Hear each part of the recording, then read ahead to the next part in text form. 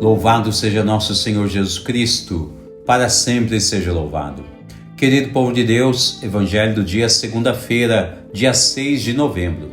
O Senhor esteja convosco, Ele está no meio de nós. Proclamação do Evangelho de Jesus Cristo segundo São Lucas. Glória a vós, Senhor. Naquele tempo, disse Jesus a um dos principais fariseus que o tinha convidado para uma refeição: quando deres um almoço ou um jantar, não convides os teus amigos, nem os teus irmãos, nem os teus parentes, nem os teus vizinhos ricos. Não vão eles também convidar-te, por sua vez, e assim retribuir-te?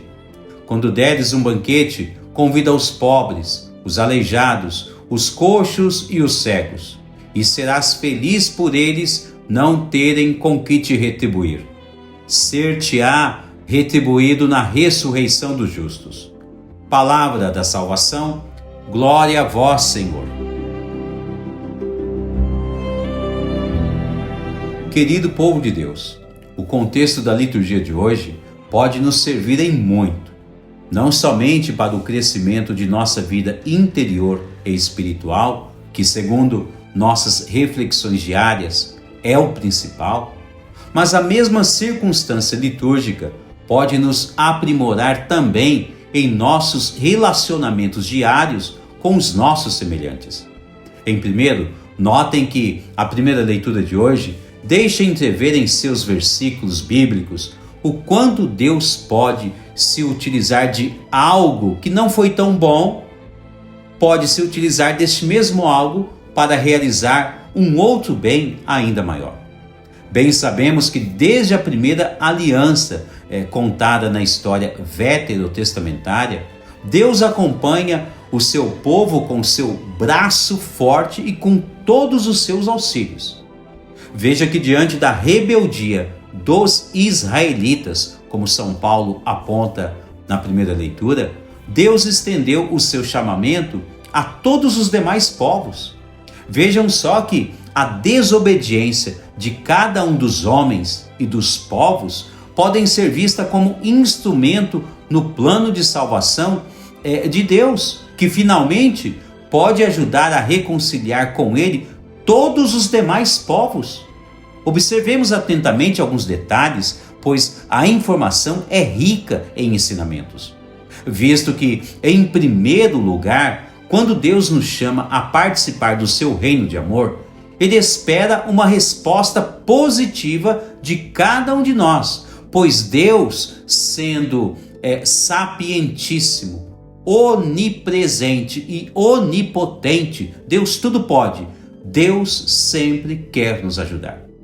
No entanto, notem que depois de ter insistido com seu chamamento, caso o coração desta ou daquela pessoa ainda permaneça endurecido, Deus parte para outros chamamentos. Foi o que aconteceu na leitura em voga. Primeiro, Deus chamou os israelitas, mas eles preferiram criar as suas próprias leis humanas e desobedecer à voz de Deus. Então Deus foi atrás de quem o quer. O chamado foi estendido aos pagãos. E olha, cá entre nós, foi uma verdadeira bênção, pois incontáveis pessoas pagãs, que nem tinham religião, e outras tantas mais, se converteram e aceitaram este chamamento de Deus. Em seu chamado de amor e bondade, Deus quer conferir a quem Ele elege todos os seus dons, todos aqueles que lhe são necessários. O Catecismo da Igreja Católica nomeia 7 dons: sabedoria, entendimento, conselho, fortaleza, ciência, piedade e temor de Deus. Todos eles pertencem em plenitude a Cristo, o Filho de Davi. E veja o que diz ainda o Catecismo da Igreja Católica: os dons completam e levam à perfeição as virtudes de quem os recebe. Torna os fiéis dóceis na obediência pronta às inspirações divinas. Uma citação do Catecismo 1831. Então veja que um dom concedido por Deus a esta ou aquela pessoa, a esta ou aquela nação, não importa, né, o grau aqui apresentado, seja um dom concedido por Deus, ele aprimora a vida espiritual e temporal da pessoa que o recebe. Além disso, o catecismo ainda comenta que os dons do Espírito Santo sustentam a vida moral e trazem disposições permanentes que torna a pessoa mais dócil para seguir os impulsos do mesmo Espírito. Quanta graça que Deus quer nos oferecer em seu chamamento. Então veja que, de certo modo, foi um mal necessário, né, a negação dos israelitas em relação ao chamado de Deus, o qual Deus se utilizou para fazer outros incontáveis bens. De todo mal, Deus retira coisas boas. Não se esqueça disso. Basta termos a docilidade em ouvir o chamado de Deus em nossas vidas. Quando somos pessoas chamadas a sermos participantes da natureza divina, então devemos aprender a beber desta fonte virtuosa que não tem fim, que emana, né, que é proveniente do céu.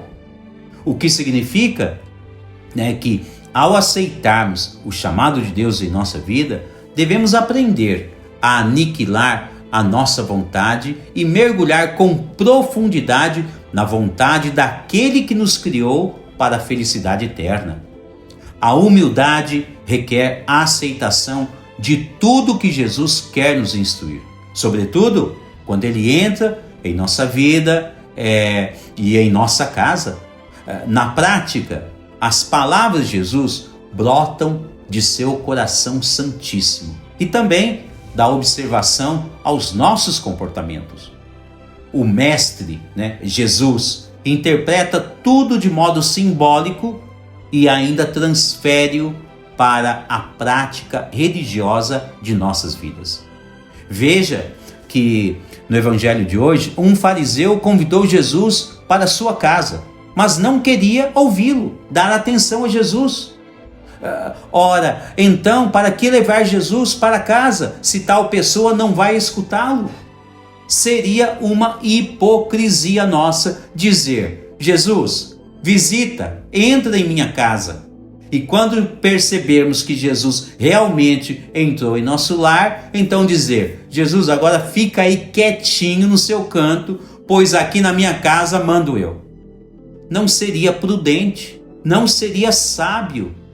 Bem sabemos que Jesus é a pedra angular de toda a construção.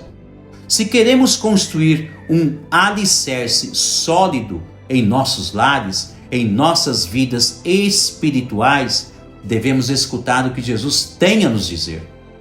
Jesus, ao falar àquele fariseu sobre evitar a vanglória e aprender a ter humildade, sobre acolher os mais necessitados, Jesus também fala a cada um de nós.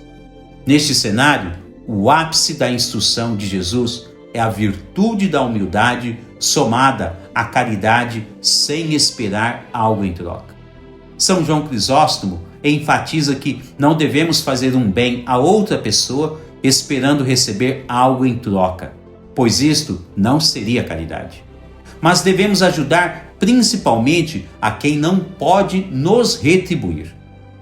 Orígenes acrescenta e diz que, em sentido místico, esta parábola revela-nos que a vanglória é evitada por aqueles que se preocupam com os mais necessitados. Certamente que a virtude da humildade nos guarda tanto de procurar os primeiros e melhores lugares, como é instruído no Evangelho de hoje, como também a virtude da humildade, ela também nos salva de esperarmos retribuições de um gesto caridoso. Com efeito, é esta mesma humildade que nos ensina a ouvir o chamamento de Deus em nossas vidas e aceitá-lo de coração resignado. Deus abençoe você e toda a sua família.